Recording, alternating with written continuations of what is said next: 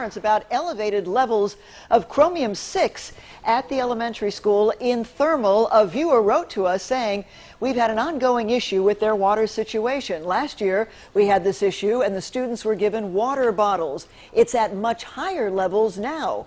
Well, you ask, we investigate. Our Angela Monroe all over this. She's got some answers for us tonight. Angela.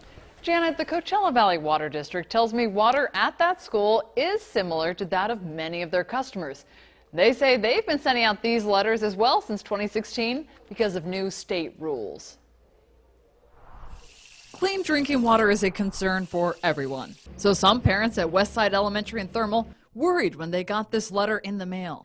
The school district says there's no cause for alarm. We have to test the water per the Senate Bill 395, which went into effect for Chromium-6 at Westside Elementary School. The reason we have to test it there is because we're on their own well there. The school just had to send out these notices rather than the water district because they are on a well.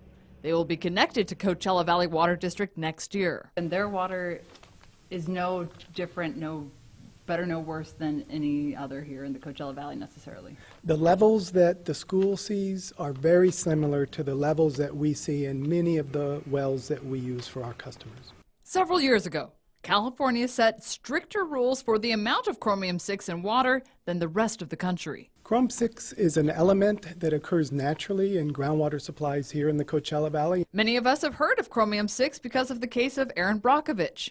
The Environmental Protection Agency is still reviewing data to see if chromium-6 may be a human carcinogen if ingested in large quantities. Our customers, like the folks that are using water at the school, should understand that there is no immediate risk to public health. They can continue using that water while water systems are working to come into compliance with this new state regulation. CVWD is working on treatment technologies to bring chromium-6 levels across the desert down to the new limits by January 2020. Do parents need to worry? No, they do not. Trying to stress that water here is still safe to drink.